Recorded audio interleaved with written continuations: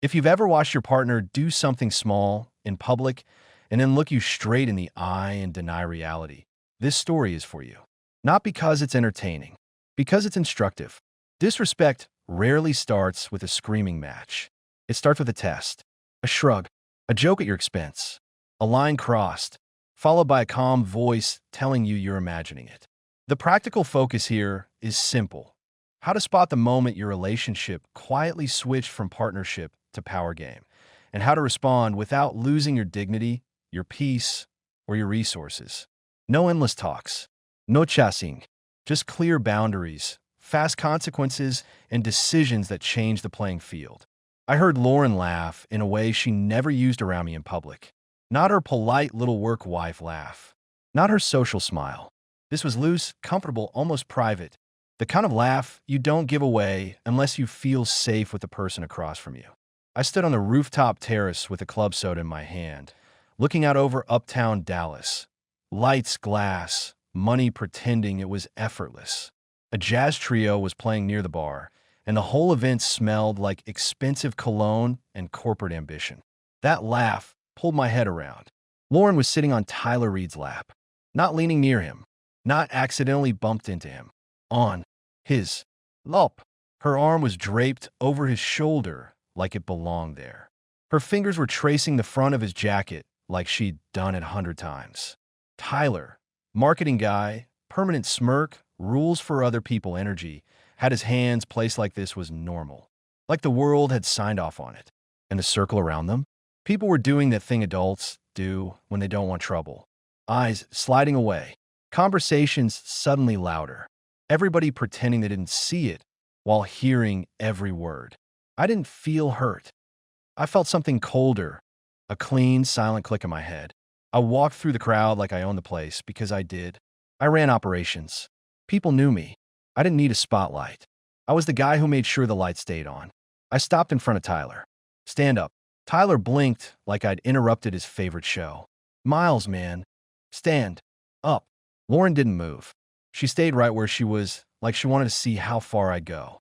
Tyler started to rise, half-hearted, and I helped him make a decision. I grabbed his collar, not violent, just firm, and brought him upright the rest of the way. Close enough that he could smell the soda on my breath and the consequences in my tone. Explain. Tyler's mouth opened and closed once. It's not what it looks like. Lauren let out a little scoff, like I was the embarrassing part of the scene. You're being so dramatic, she said, voice sweet and sharp at the same time. It's a joke. It's corporate culture. Everyone's had a few drinks. I looked at her hand, still resting on him like a claim. Lauren, I said quietly, games don't get played with a ring on your finger. Her eyes narrowed. Oh my God, you're really going to do this here? I kept my voice low. That was the point. I'm not doing anything. You already did it. I'm just naming it. Tyler tried to laugh it off, a weak little sound. Bro, seriously, it was just... I turned my head slightly toward him. You don't get to talk right now. That shut him up. The smirk tried to come back and failed. Lauren slid off his lap, finally, like she was granting me a favor.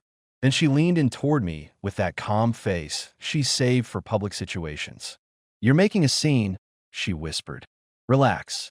Otherwise, people are going to think you're insecure. I held her gaze for a beat. Let them. Then I walked away. No grand announcement. No estorming.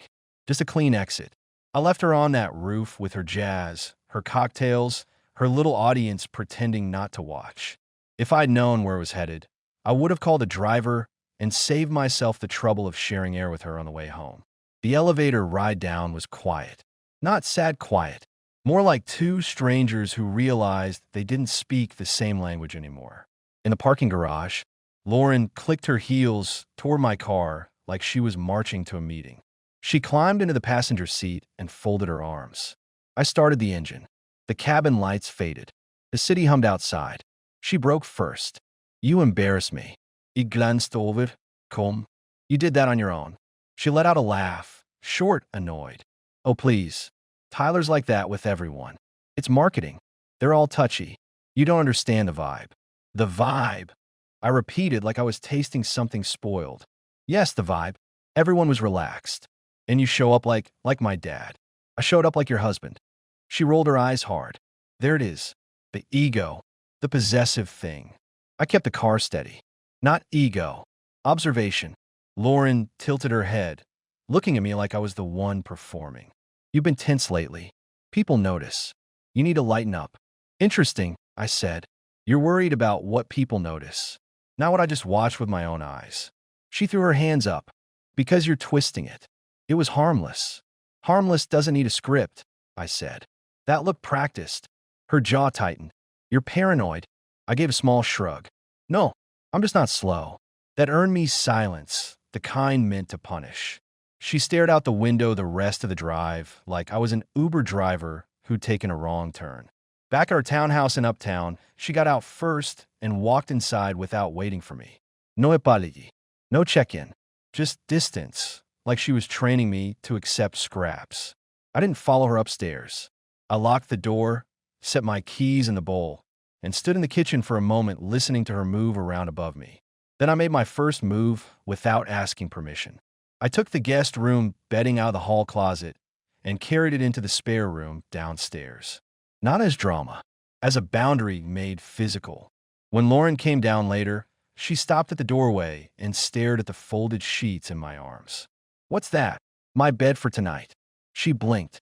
Are you serious? I didn't look up from smoothing the comforter. I'm not sharing a bed with someone who sits on another man's lap and calls me dramatic. Her voice sharpened. So you're punishing me now. I'm adjusting my access, I replied. You want closeness? You don't get it by disrespecting me in public and insulting me in private. She scoffed and walked away, but I caught it, just a tiny flicker in her expression. Not guilt, annoyance, like the game wasn't going the way she planned. The next morning I made coffee like normal. Same mug, same routine. Not because I was pretending things were fine, because I don't let someone else's chaos change my discipline. Lauren came into the kitchen in an oversized t-shirt, phone already in her hand, thumbs moving fast. She sat at the counter like nothing had happened. I placed a mug in front of her. She didn't look up. Thanks. I leaned on the opposite counter. We're going to talk about last night. She finally glanced at me, irritated. We're really doing this at breakfast? Yes. She took a sip and stared into her phone again. It was a party. It was disrespect. Oh my God, she muttered. You always do this. You can't just let a moment be a moment. You have to turn it into a trial. I smiled without warmth. A trial would require evidence and a judge. I'm just telling you what I saw. She set the mug down harder than necessary. Everyone does that stuff. People flirt. People joke. You're acting like a teenager. People can do whatever they want, I said. Not with me. Not in my marriage. Lauren's mouth twisted. There you go again. My marriage. Like you own me. I don't own you, I replied. But I do own my standards. And you don't get to benefit from me while treating me like a prop. She laughed. It wasn't cute. You're so uptight. I let the word hang there. Uptight. That's what you call a man who refuses to be publicly disrespected. I took a slow sip of my own coffee. Here's the rule. There won't be a next time. Another test like that. And I changed the terms. Finances, plans, access to me. All of it. Her eyes narrowed. You're threatening me. No, I said. I'm informing you. Threats are emotional. This is logistics. Lauren pushed her chair back. You're unbelievable. She walked out, and the old version of me would have followed her to smooth it over. To chase the peace. I stayed in the kitchen. I washed my mug. I put it in the cabinet.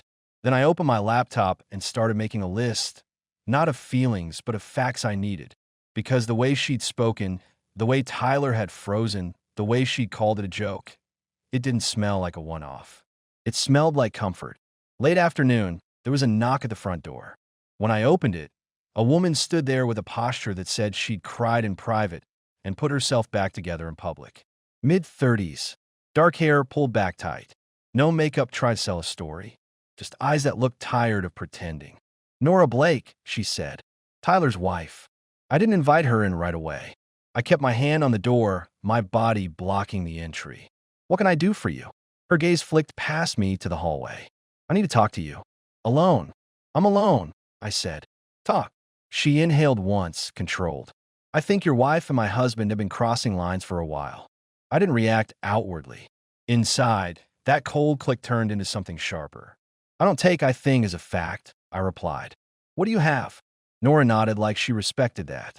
Messages, late-night calls, the sudden seminars that don't match calendars.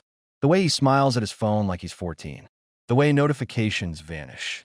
She paused, then added, "And I watched your wife on his lap last night. That's not culture. That's comfort." I held her gaze. "Why are you here?" "Because I'm done being the only one who knows," she said. "And because if they're playing stupid games, I'm not interested in being the only adult." She stepped a little closer.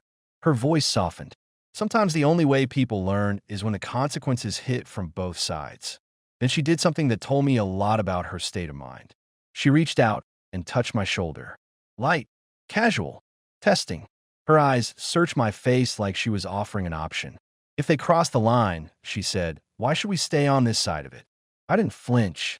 I just moved her hand off my shoulder and placed it back at her side like it didn't belong there. "Stop," I said evenly. "That's not happening." Nora's lips pressed together. For a second, something like embarrassment flashed, then got locked back down. "Right," she murmured. "You're different." "I'm not different," I replied. "I'm disciplined." She exhaled and nodded toward the street.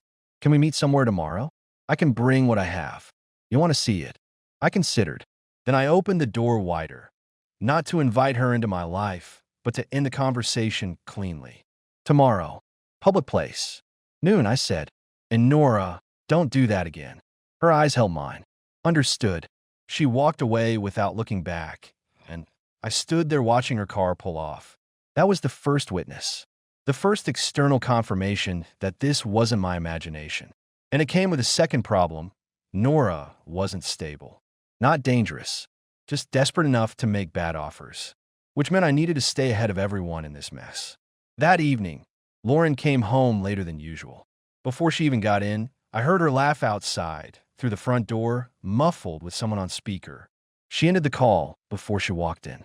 It was after midnight when the lock clicked. I didn't sit in the bedroom stewing. I sat in the living room in the dark, one lamp off, my phone on the table, untouched. Not waiting like a kid waiting for punishment. Waiting like a man assembling a timeline. Lauren stepped in, heels in hand, moving like she didn't want to wake a sleeping roommate. She smelled like wine, not heavy, but present. She tossed her purse on the chair and glanced toward the couch. When she saw me, she jumped slightly, then recovered fast. "Jesus," she said, "why are you sitting in the dark like that?" "Because it's quiet," I replied. "And because you were supposed to be home at 10. She sighed like I was an inconvenience. The seminar ran late. Then everyone went to a bar.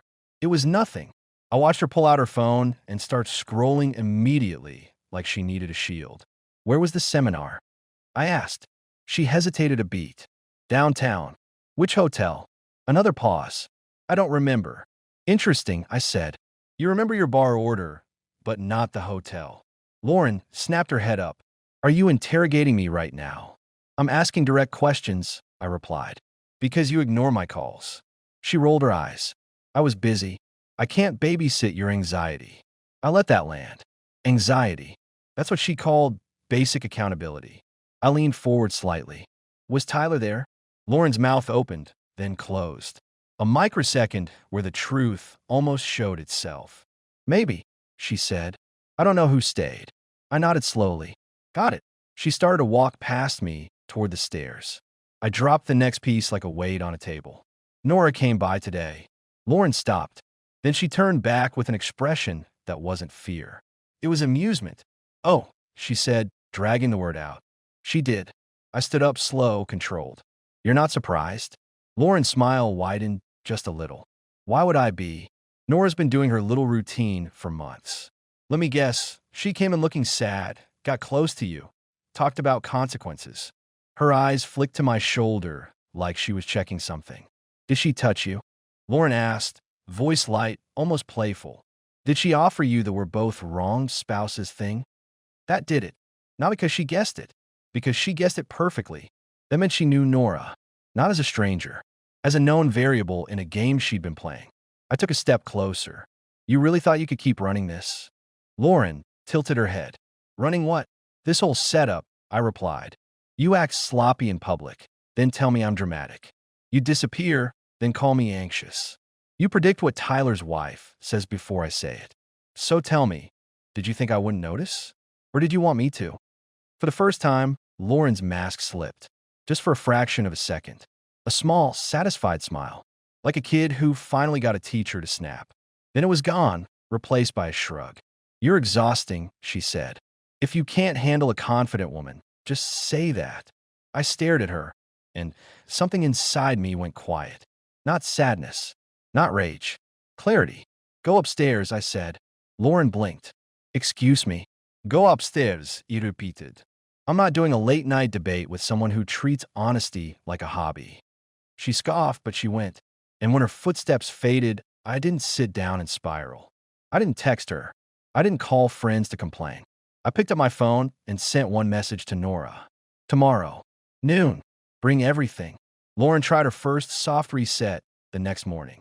I woke up to the smell of breakfast. Eggs, toast, the whole performance. She was at the stove in workout clothes, hair pulled back, acting like she discovered warmth overnight. Morning, she said lightly. I made food. I looked at the plate. She slid toward me like a peace offering. Why? I asked. She let out a careful laugh. Because I care? Because last night got tense. I don't want us to be weird. I sat down, but I didn't touch the fork. You didn't apologize. Lauren's smile tightened. Do you want me to say sorry for a joke? I want you to acknowledge reality, I replied. That's it. She reached across the counter and squeezed my hand, too sweet, too timed. Miles, you know I love you. I don't want anyone else. I just want you to stop seeing enemies everywhere. There it was. The gentle version of the same insult. I pull my hand back. I'm not hungry. Her face flickered, annoyance trying to break through the sweetness. She recovered fast. Okay, fine. Just don't shut me out. I stood up. You shut yourself out last night. Then I left the kitchen and grabbed my keys. Because while she was cooking eggs like a peace treaty, I was moving on facts.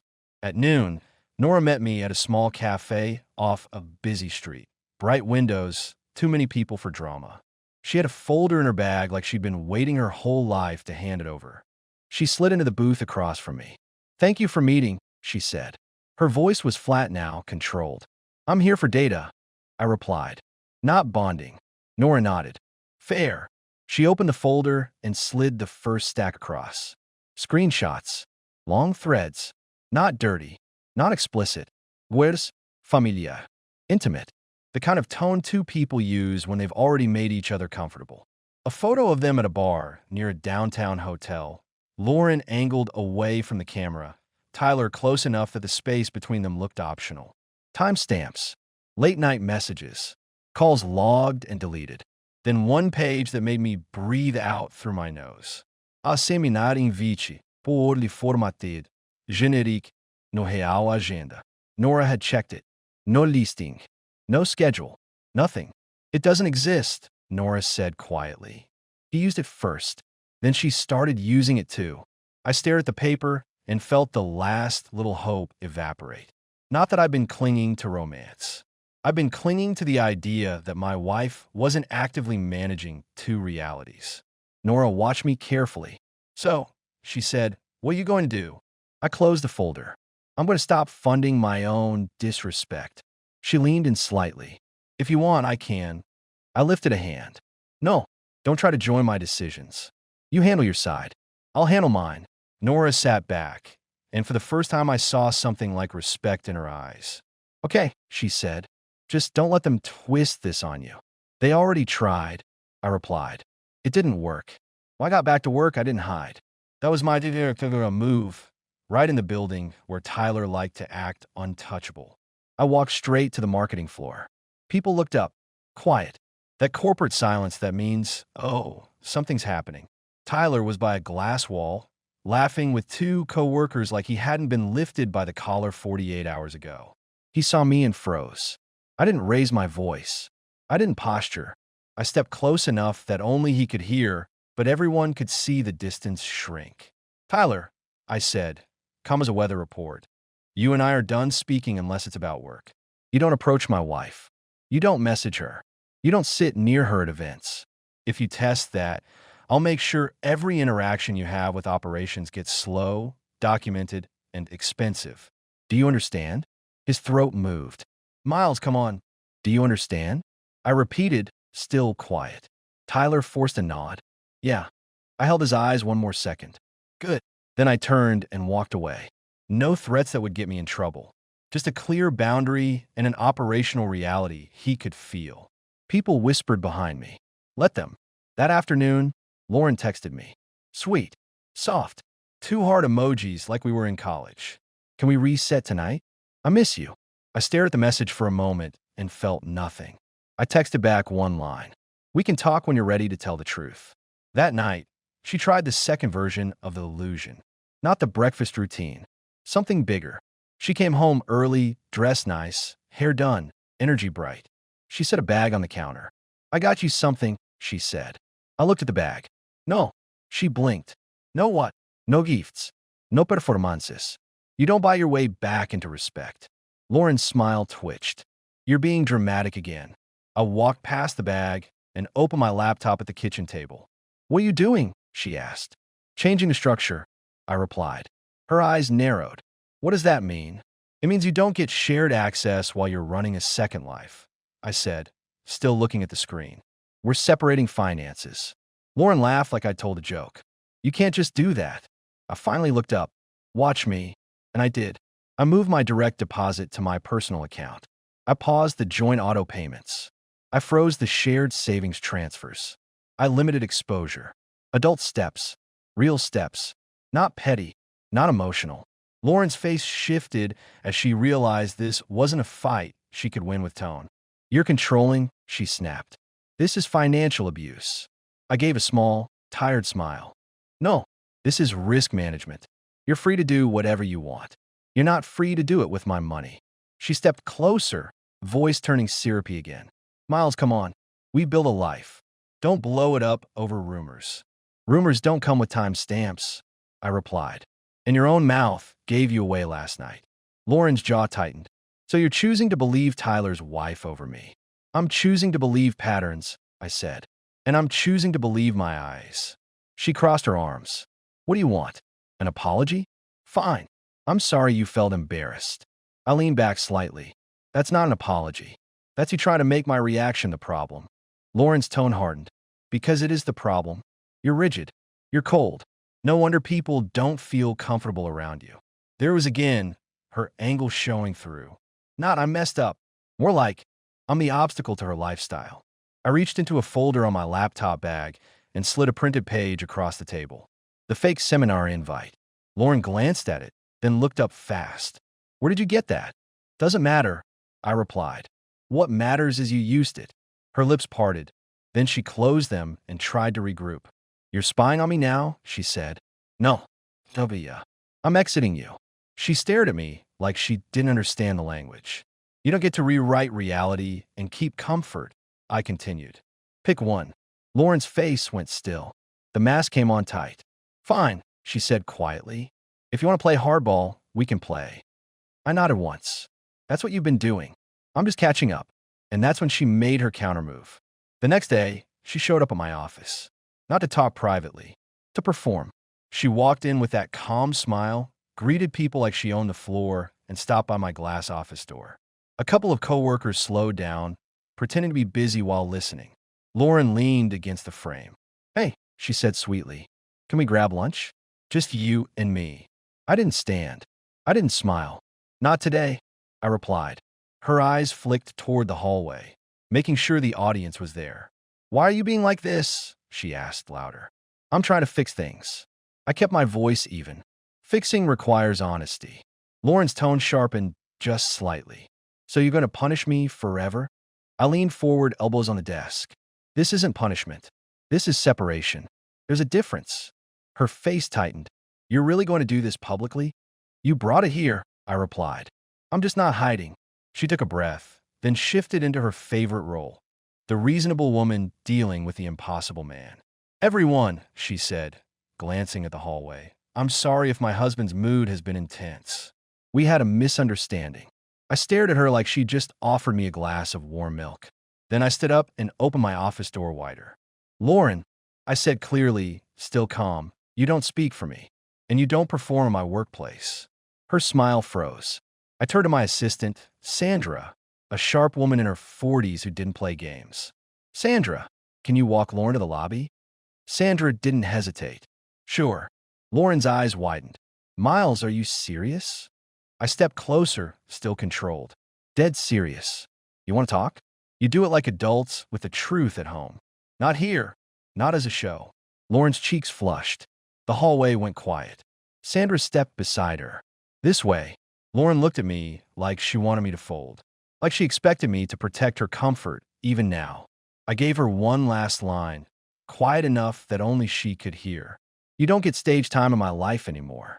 She walked out with Sandra, posture stiff, and I sat back down. That was the moment the balance shifted for real. She'd lost the ability to control the narrative in public. And she hated it. That night, she came home cold. No sweet voice. No gifts. No breakfast act. She walked in, dropped her purse, and stared at me like I was a stranger who'd changed the locks. So what now? She asked. I closed my laptop slowly. Now you live with the structure you forced. Lauren's voice turned sharp. You think you're so righteous. I think I'm done being managed, I replied. She laughed without humor. You're going to throw everything away.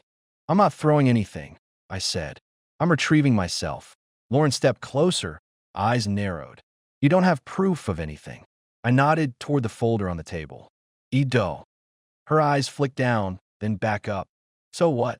You're going to leave because of screenshots and your ego? I stood up. Not ego. Respect. She scoffed. Respect. There it is. Your favorite word. It's my favorite standard, I corrected. And you made it clear you don't meet it. Lauren's face hardened, and for a second a real motive flashed. Clean, practical. You know, she said quietly, Tyler actually appreciates me. He sees my value. He has connections. He's not rigid. He's still there. So that's it. She lifted her chin. That's what? You want the office leverage, I said. The attention. The upgrades. And you want to keep this house and my stability while you shop for something shinier. Lauren's lips pressed together. She didn't deny it. She didn't need to. I nodded once. Good. Now we're finally talking to the real person. She tried one last tactic. Soft voice, stepping closer, reaching for my arm. Miles, we can work this out, she said. You're strong. You're smart. Don't do something permanent. I moved back slightly. I'm not the one who made it permanent. You did, the second you looked me in the face and called reality a joke. I walked to the closet by the stairs and pulled out a small suitcase I'd already packed earlier that day. Not theatrical, just prepared. Lauren's eyes widened. You packed? Yes, I replied. That's what adults do when they're done. She swallowed. Where are you going? A rental nearby, I said. Month to month. Clean and quiet. Her voice rose. So, you just leaving me here? I looked around the townhouse. Our townhouse, on paper, but emotionally it was already empty. I'm leaving you with what you wanted, I said. Freedom. And consequences. Lauren's face tightened. You can't cut me off. I didn't cut you off, I replied. I cut off shared access. You'll have what's yours. You won't have what's mine. She stepped forward, anger cracking through. You're trying to humiliate me. I gave a short, dry laugh. Lauren, you sat on a man's lap in front of half the company. Don't put that on me. She flinched at the truth. I picked up my suitcase and walked to the door. Lauren followed, voice smaller now. So that's it? After all these years? I opened the door and paused. This is the part you don't understand, I said, turning back. I didn't leave because you wanted attention. I left because you want to control without respect. That deal doesn't exist with me. Her eyes flashed. You'll regret this. I nodded once. No, you will, because you thought comfort was guaranteed. Then I stepped outside and closed the door behind me. No Islam, no drama, just a clean ending. A few months later, my life looked better than it had in years. I moved into a modern place with sunlight and silence. I bought a second car. Nothing flashy, just something I liked, paid for by a budget that wasn't being drained by someone else's second agenda. Work got sharper because my home life wasn't a constant fog. I started training again. Early mornings. Real food. No late-night arguments. My friends came around more because I wasn't always busy fixing things. And I met someone new. Rachel. Calm, direct, grown. No games. No performances. The first time I set a boundary with her about something small, she nodded and said fair. That alone felt like oxygen. As for Lauren, I didn't keep tabs. I heard enough through the same social circles she tried to impress. Her office status didn't turn into a fairy tale. People smile at you at parties until you become the example they whisper about. The townhouse got quieter for her, not because she wanted peace, but because the audience moved on. And the part that still makes me shake my head? She thought the hardest thing would be me leaving. No, the hardest thing was realizing I wasn't coming back. Here's what I took from it, and it's practical, not poetic. First, the real red flag isn't the public disrespect by itself. It's the denial afterward. The moment someone looks at obvious behavior and tells you you're dramatic, they're not fixing a mistake. They're testing whether they can rewrite reality. If you argue emotions, you lose. I didn't argue emotions. I named the behavior and changed access. Second, boundaries without consequences are just speeches. The night on the roof, I didn't negotiate. I left. The next morning, I didn't chase. I set a rule. When the facts showed a pattern, I didn't beg for honesty. I changed the structure: money, space, access. The mistake would have been endless conversations trying to get her to understand, while she kept moving the goalposts.